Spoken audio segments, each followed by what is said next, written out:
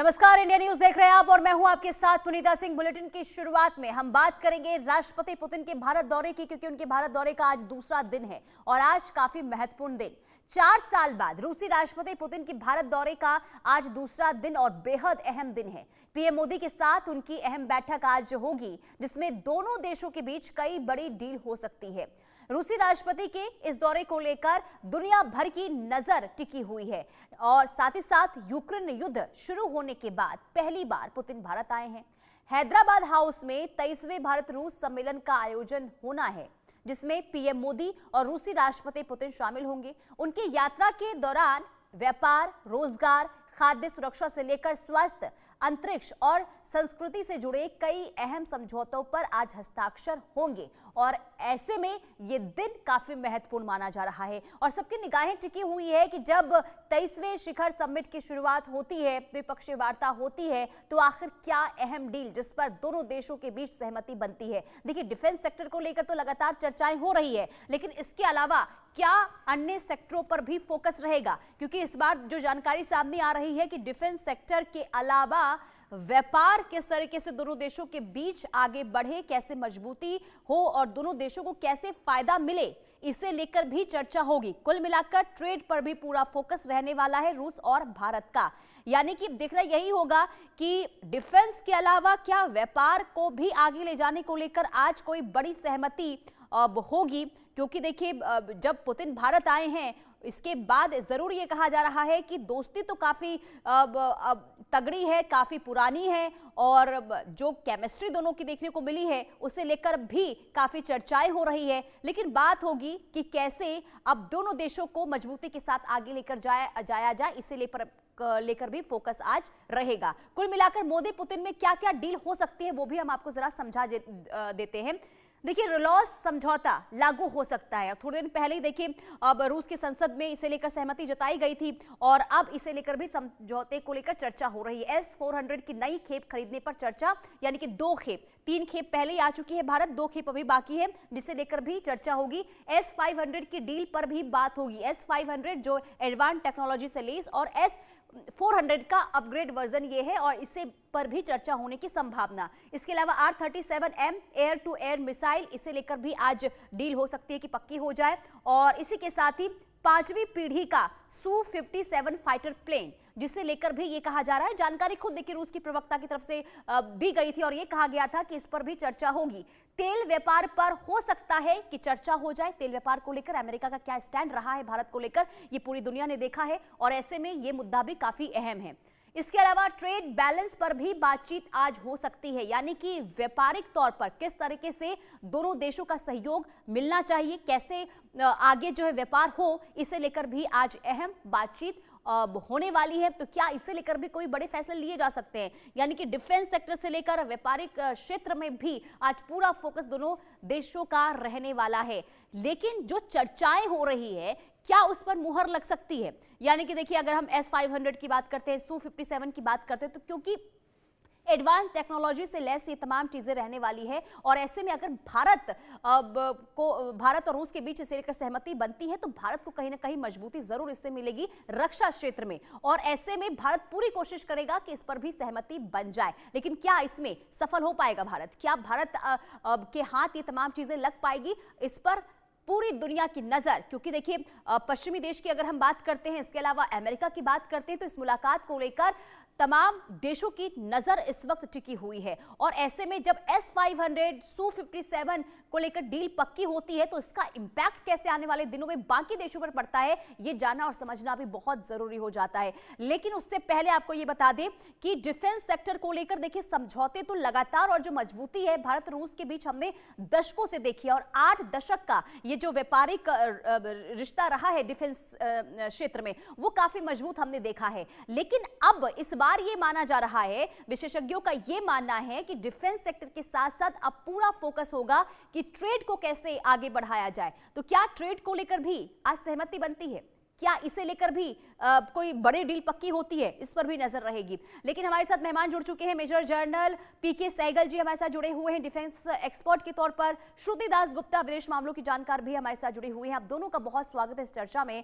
सबसे पहले मैं आपके पास आऊंगी मेजर जनरल पीके सहगल सर, क्योंकि देखिए पूरी दुनिया इस वक्त निगाहें टिकाकर बैठी है कि आज जब द्विपक्षीय वार्ता होती है तो आखिर क्या इसमें होता है। लेकिन सबसे पहले तो मैं बात उन तस्वीरों की करूंगी जो कल हमने एयरपोर्ट पर देखी, जब प्रधानमंत्री मोदी खुद रिसीव करने के लिए गए थे राष्ट्रपति पुतिन की। तो वो तस्वीर आखिर क्या बयां कर रही है? वो तस्वीर साफ तौर पर दर्शाती है कि रिश्ते नाते दोनों देशों के बहुत अच्छे हैं और इनकी आपसी केमिस्ट्री जो है बहुत ही उच्च दर्जे की है। नॉर्मल प्रोटोकॉल है कि जो भी कोई प्रेसिडेंट या प्राइम मिनिस्टर आता है या हेड ऑफ स्टेट कोई भी आता है तो उसको रिसीव करने के लिए किसी मिनिस्टर को भेजा जाता है। पहले जी। कहा जा रहा था कि जयशंकर जाएंगे उनको रिसीव करने के लिए, लेकिन हम्म। प्रधानमंत्री ने प्रोटोकॉल को तोड़कर खुद उसको रिसीव करने गए। ये प्रधानमंत्री 2014 से जब से मोदी आए हैं, ये 7वीं बार है कि इस प्रोटोकॉल को उन्होंने तोड़ा है। सबसे पहले ओबामा जब आए थे तब उन्होंने ये प्रोटोकॉल तोड़ा था, फिर शेख हसीना के लिए ये प्रोटोकॉल तोड़ा था, डोनाल्ड ट्रंप के लिए ये प्रोटोकॉल तोड़ा था, दो अरब अरब अरब अरब हेड्स आए थे उनके लिए ये प्रोटोकॉल तोड़ा था, फिर एक और के लिए तोड़ा था, और अभी उन्होंने साफ तौर पे प्रेसिडेंट पुतिन के लिए प्रोटोकॉल तोड़ा है। फिर जिस गर्मजोशी से पहले शेक हैंड किया, फिर उन्होंने एक दूसरे को हक किया। ये साफ तौर पे वंस अगेन दिखाता है कि दुनिया को दर्शाता है कि जो इन दोनों की आपसी रिश्ते नाते और आपसी सूझबूझ है वो वास्तव में दुनिया को परेशान करेगी, खास करके अमेरिका और वेस्टर्न यूरोप को, चाइना को और पाकिस्तान को। साथ ही साथ उसके बाद देखो, दोनों प्रेसिडेंट और प्रधानमंत्री जो है अपने रशिया वाले जो अपनी अपनी गाड़ी लेके आए हुए थे, जिसको कहा जाता है कि एनबीसी वॉरफेयर के लिए, हर प्रकार के वॉरफेयर के लिए तैयार है, उसको डिस्ट्रॉय नहीं किया जा सकता। लेकिन वो अपनी गाड़ी में नहीं गए, वो प्रधानमंत्री मोदी की गाड़ी में गए, उनके सीधा सीधा उनके उनके घर में, जहाँ उनकी इनफॉर्मल डिनर मीट हुई। ये साफ तौर पर दर्शाता है कि बहुत बड़े फैसले जो है इसके दौरान हो सकते हैं। लेकिन राजपूत सर इस मुलाकात की अहम चीजें ये भी देखिए कि कई दफा देखा ये गया है कि कई राष्ट्रीय अध्यक्षों के साथ प्रधानमंत्री नरेंद्र मोदी के साथ मुलाकात हुई है, लेकिन जब रूस के राष्ट्रपति पहुंचे हैं भारत तो इसकी चर्चा बहुत ज्यादा हो रही है। खास करके पश्चिमी देशों की नजर है, अमेरिका की नजर इस मुलाकात पर है। तो इसे किस तरीके से, आखिर इतनी चर्चा के पीछे की वजह क्या हो सकती है? इसकी वजह है कि जो ये मुलाकात है, इसके बहुत जबरदस्त जियो स्ट्रेटेजिक और जियो पोलिटिकल इम्प्लीकेशन है। दुनिया को बड़ा क्लियर मैसेज हिंदुस्तान भेजने जा रहा है कि जहाँ तक रशिया का ताल्लुक है, जहाँ इंडिया का ताल्लुक है, ना तो रशिया ना इंडिया किसी के दबाव के नीचे झुकेगा नहीं। इंडिया हर एक वो फैसले लेगा जो उसके अपने हित में है, अमेरिका की सैंक्शन या डोनाल्ड ट्रंप की टैरिफ्स को नजरअंदाज करते हुए। और जहाँ तक जियो स्ट्रेटेजिक ताल्लुक है, बड़ा क्लियर मैसेज भेजा जा रहा है वेस्टर्न वर्ल्ड को, यूरोप को, चाइना को, पाकिस्तान को, कि हिंदुस्तान की जो स्ट्रेटेजिक रिलेशनशिप है रशिया के साथ, उसको बहुत बड़े पैमाने पर उछाल मिलने जा रहा है, उसमें मजबूती मिलने जा रही है। और ऐसे ट्रीटीज के ऊपर या ऐसे ऐसे रेजोल्यूशन पैक्ट्स के ऊपर सिग्नेचर करने जा रहे हैं जिससे वास्तव में हिंदुस्तान जो है एक बहुत बड़ा influential power to reckon with उठ खड़ा होगा। जहाँ पे साउथ चाइना से ठीक है। ग्लोबल साउथ का तो हिंदुस्तान ऑलरेडी लीडर है, लेकिन हिंदुस्तान जो है बड़े पैमाने पर एक उभरती महाशक्ति के रूप में बिल्कुल। और उभरे। ये खुद राष्ट्रपति पुतिन कहते हुए नजर आते हैं कि अब जो भारत है उभरता हुआ देश है। अगर हम 77 सालों की कल्पना करते हैं तो उससे बहुत ज्यादा अब भारत में बदलाव देखने को मिला और बढ़ती पावर ये भारत की जो तस्वीर है वो दिखाती हुई नजर आ रही है। श्रुति दास गुप्ता जी, क्योंकि देखिए इस मुलाकात को लेकर अगर हम बात करें, यूरोपीय देश, अमेरिका, हर कोई इस वक्त नजर गड़ाकर बैठा है कि नई दिल्ली में आज क्या होने वाला है। लेकिन अगर हम बात करते हैं दो महाशक्तियों की, जब दोनों महाशक्ति एक साथ मिलते हैं तो फोकस किस चीज पर रहने वाला है? डिफेंस सेक्टर को लेकर तो हम दशकों से देख रहे हैं कि मजबूती दोनों देशों के बीच है, लेकिन इसके अलावा आज क्या और हो सकता है? देखिए, इनके साथ साथ बहुत सारे मिनिस्टर्स भी आए हैं। आप जैसे देखेंगे कि एग्रीकल्चर मिनिस्टर आया है, इनके डिफेंस मिनिस्टर आए, इनके फॉरेन मिनिस्टर आए हैं, इनके कॉमर्स मिनिस्टर्स आए हैं। तो ये सारे मिनिस्टर्स हमारे इंडियन काउंटर पार्ट्स के साथ भी मिल रहे हैं और यहाँ पे भी डील साइन हो रही हैं। तो जैसे अगर मैं एग्रीकल्चर सेक्टर में बात करूँ तो वहाँ पे शिवराज सिंह चौहान जी मिले हैं, उनके काउंटर पार्ट के साथ उन्होंने सस्टेनेबल एग्रीकल्चरल डेवलपमेंट के ऊपर बात करी है, उन्होंने एग्रीकल्चरल एक्सचेंज के ऊपर बात करी है, टेक्नोलॉजी एक्सचेंज के ऊपर बात करी है, R&D के ऊपर बात करी है, डिफेंस सेक्टर की जैसे बात हुई है ऑलरेडी। बहुत सारी डेवलपमेंट ऑलरेडी चल रही है। कितने आपने खुद अपनी प्रेजेंटेशन में कहा है कि 2 यूनिट्स और आने वाली हैं S-400 की। उसके अलावा मेरे हिसाब से 2080 मिसाइल्स की ऑलरेडी बात हो रखी है। इन सब के अलावा एक चीज और हुई है जो जब से यूक्रेन युद्ध शुरू हुआ है तब से स्पेयर पार्ट्स और रिपेयर पार्ट्स जो हैं वो आने थोड़े स्लो हो गए थे रशिया की तरफ से। तो डिफेंस के अंदर एक ये चीज भी है जो वो लोग आगे देख रहे होंगे कि प्लीज अब थोड़ा सा स्केल अप करिए, क्योंकि नहीं तो जो 70% हमारे पास अभी भी जो हमारे डिफेंस इक्विपमेंट जो रशिया से आ रहे होते हैं उसकी मेंटेनेंस में इंडिया को प्रॉब्लम आ जाएगी। और इंडिया खुद ही एक कॉन्फ्लिक्ट देख ही रहा है, देख चुका है, और आने वाले फ्यूचर में हमें दिख रहा है कि कॉन्फ्लिक्ट्स आने वाले हैं। तो अगर स्पेयर पार्ट्स और रिपेयर पार्ट्स अगर टेक्नोलॉजी अगर हमें अवेलेबल नहीं रहेगी तो ये जो इक्विपमेंट हम रशिया से ले रहे हैं उसकी इफेक्टिवनेस जो है वो कम हो जाएगी। तो ये एक पर्टिकुलर चीज डिफेंस में एक एक्स्ट्रा आप ऐड कर लीजिए। अपार्ट फ्रॉम प्रोक्योरमेंट और R&D और टेक्नोलॉजी एक्सचेंज, ये सारी चीज भी डिस्कस होने वाली है डिफेंस के अंदर। जी। इसके अलावा अगर हम देखेंगे तो जो हमारे कॉमर्स मिनिस्टर्स हैं उन्होंने ट्रेड के अलावा रूपी रूबल के अंदर जो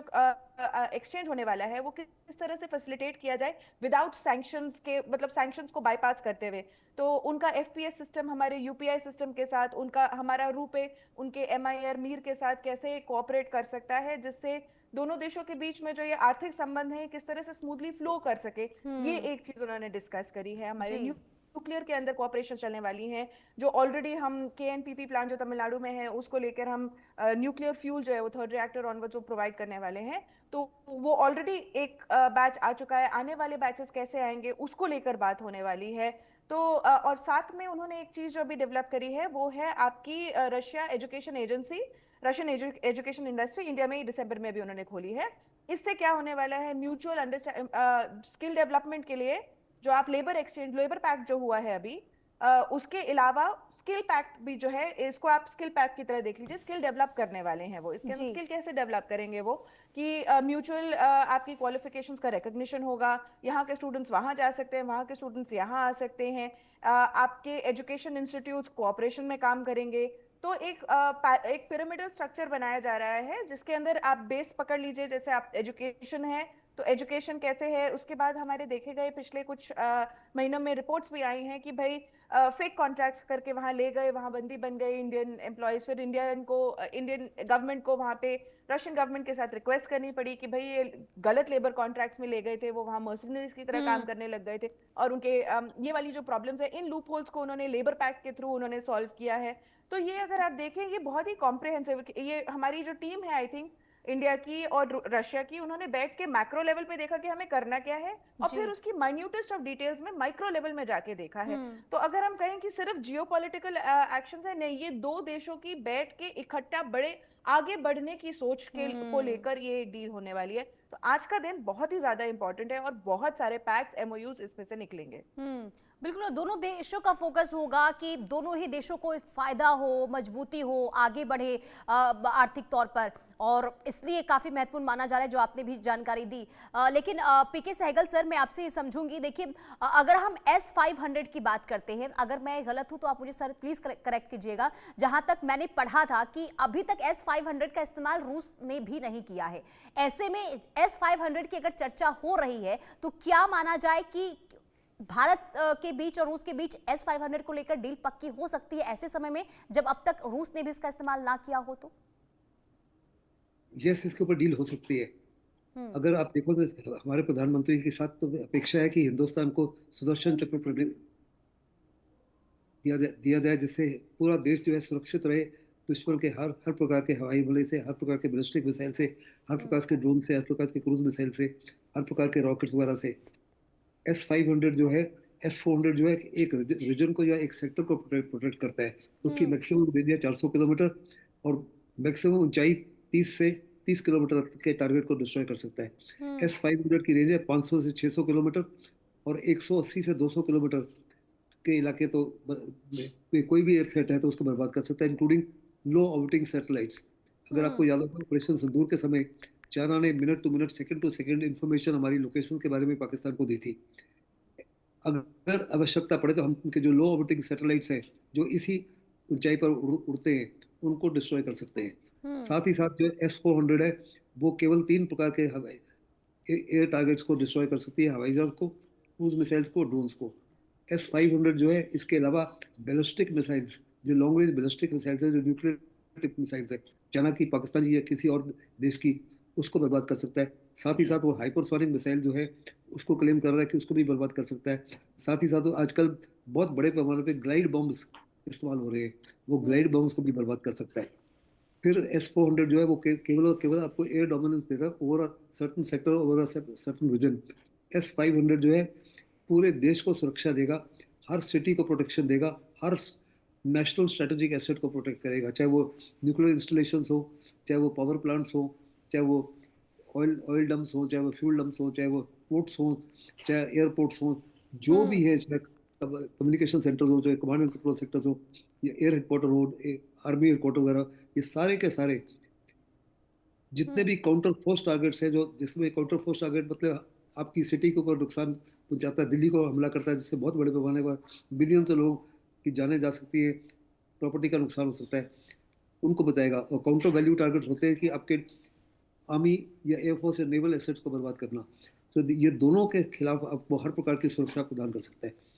इसलिए बहुत लाजमी है कि हिंदुस्तान, अगर आपको याद होगा, SU-57 भी हिंदुस्तान को जॉइंट प्रोटेक्शन के लिए ऑफर किया था कुछ साल पहले, लेकिन कुछ मुश्किलों की वजह से हिंदुस्तान ने अपना पैसा जो दिया था उसको रशिया से विड्रॉ कर लिया और SU-57 की डील कैंसिल कर दी। आज वही SU-57 आफ्टर फ्यू ईयर्स बड़ा सक्सेसफुल लड़ाका हुआ है, कहा जा रहा है कि F-35 के बराबरी का है, और उससे F-35 से तकरीबन आधे आधे कीमत पर रशिया दे रहा है, और विथ 100% ट्रांसफर टेक्नोलॉजी। तो हो सकता है कि हिंदुस्तान जो है इस डील में काफ़ी ज़्यादा दिलचस्पी दिखाएगा, और मुझे साफ तौर पर नजर आता है कि अगर अफोर्डेबल प्राइसेस होंगी, और हिंदुस्तान की हर समय कोशिश होती है कि मेक इन इंडिया, जी। आत्मनिर्भर भारत। हम अभी 36% रशिया के ऊपर डिपेंडेंट है, एयरफोर्स का, नेवी का और आर्मी के इक्विपमेंट के ऊपर, जिसके स्पेयर पार्ट्स के बारे में बातचीत हुई कि उसमें प्रॉब्लम्स आ रही है, जिसमें हमारे ऑपरेशनल रेडीनेस के ऊपर असर पड़ता है। हम चाहते हैं कि कुछ चीज़ें हैं, जैसे कि S-400 की जो लॉन्ग रेंज मिसाइल्स हैं, जिनकी 300 से किलोमीटर से ज़्यादा रेंज है, वो हम अभी चाह रहे हैं कोई इंडिया के अंदर प्रोड्यूस हो। इसी माफिक S-500 का भी कुछ तरीके से हम को प्रोडक्शन भी चाहेंगे, ताकि हमारा आत्मनिर्भर Bharat and make in India को भी उछाल मिले। साथ ही साथ हम बड़े पैमाने पर फिर S-500 जो है आपको एयर डोमिनेंस के अलावा आपको मिसाइल डोमिनेंस भी देगा, ऑल टाइप को मिसाइल थ्रेट से प्रोटेक्ट करेगा, और स्पेस बेस्ड वेपन से भी प्रोटेक्ट करेगा। जी। तो इससे इससे बड़ा बहुत जबरदस्त फायदा होगा हिंदुस्तान को। इस कॉपी का एयर डिफेंस सिस्टम दुनिया में किसी भी देश के पास नहीं है। बिल्कुल। फिर आप देखो कि हमारे ऑपरेशन सिंदूर में जो आकाश तीर सिस्टम था, बिल्कुल, उसमें ऑपरेशन सिंदूर में जो हमने सफलता देखी है सर S-400 की, और ऐसे में ही भारत कोशिश ये कर रहा है कि S-500 को लेकर भी डील पक्की हो जाए। अब लेकिन श्रुति दास गुप्ता जी, अब क्योंकि देखिए एक तरफ जब ये जो मित्रता है काफी घनिष्ठ होती हुई नजर आ रही है, कल भी हमने देखा था, और ऐसे में क्योंकि पश्चिमी देशों की अगर हम बात करते हैं तो रूस पर किस तरीके से दबाव है वो हमने देखा है, तो क्या जो ये मित्रता घनिष्ठ हो रही है, मजबूत हो रही है, क्या इसके बाद तनाव की स्थिति भी देखने को मिल सकती है कि पश्चिमी देशों में? पश्चिमी देशों का रूस के साथ तो ऑलरेडी तनाव एक और अलग ही लेवल के पीक पे पहुंचा हुआ है। अगर आप देखेंगे तो उनके फॉरेन एसेट्स उन्होंने फ्रीज कर रखे हैं, और उन्हीं फॉरेन एसेट्स को वो लोन के नाम से यूक्रेन को दे रहे हैं, और वो उसको बोल रहे हैं कि जब वापस भी करने की जरूरत नहीं होगी आपको, जब रशिया वॉर हार जाएगा या जब आपका पीस डिक्लेयर होगा तब उसमें से रिपेरेशंस करके ये आपको वापस करने की जरूरत नहीं होगी, ये रशिया की तरफ से रिपेरेशंस में कवर हो जाएगा। तो ये एक अलग लेवल का इकोनॉमिक वॉरफेयर भी वो खेल रहे हैं रशिया के साथ। तो जब इंडिया की बात आती है, हम इसी महीने हम उम्मीद कर रहे हैं कि EU के साथ FTA साइन हो जाए, ऑलमोस्ट फाइनल लेवल्स पे आ रखी है ये डील। USA हमसे बात कर रहा है हमारी FTA को लेकर, अभी तक उसके कोई खास खबर नहीं आई, हर बार थोड़ी देर में आती है कि अब बस अभी ही होने वाला है, पर उसकी भी उम्मीद लगा के हम बैठे हैं। बाकी दुनिया के साथ हमारी FTA डील्स अगर आप देख लीजिए तो आर्थिक तरीके से हमने अपने आप को स्ट्रांग कर लिया है। अभी कुछ गए महीने पहले हमने अपना जो 2025 के अंदर हमने USA के साथ अपना जो डिफेंस पैक्ट है वो दोबारा से साइन किया था, जो 2015 में शुरू हुआ था, जिसमें लीमोस एक पार्ट है, जिसके आप जो रेलोस जो है, जैसे हम मरीन बेसेस और वगैरह यूज कर सकते हैं रशिया की, वैसा ही एक सिमिलर पैक्ट हमारे साथ लीमोस करके है, यूएसए के साथ, तो हमने अपना बड़ा बैलेंस तरीके से ये खेल खेल रखा है। इसके अंदर टेंशन जरूर होगी, क्योंकि आप देखेंगे जब दो वर्ल्ड लीडर्स घनिष्ठता दिखाते हैं एक दूसरे के साथ, जी तो ये पर्सनल लेवल से ऊपर का एक सिंबोलिज्म होता है, जिसका मतलब है कि ये सिर्फ मैं और वो पर्सनल स्पेस जो शेयर कर रहे हैं कार के अंदर, डिनर ठीक है। टेबल के अक्रॉस, तो उससे ऊपर एक बात हो रही होती है। और ये स्पेस जो है फिलहाल इस वक्त यूएसए के ट्रंप को नहीं मिली है, ना चाइना के शी जिनपिंग को मिली है। तो ठीक है। इस तरह से बढ़ती हुई जो इंडिया की जो इमेज है उसके साथ में अगर देखें तो बिल्कुल। रशिया और इंडिया जो को माना जाएगा। इंडिया की जो इमेज काफी बढ़ रही है, जो ताकतवर तस्वीर सामने आ रही है, वो कहीं ना कहीं देखिए बाकी जो दुश्मन देश है उनके अंदर तो जरूर कहीं ना कहीं धड़कनें जरूर तेज होती हुई नजर आ रही है इस मुलाकात के बाद। बहुत शुक्रिया मेजर जनरल पीके सहगल सर, और श्रुति दास गुप्ता जी आपका भी बहुत शुक्रिया।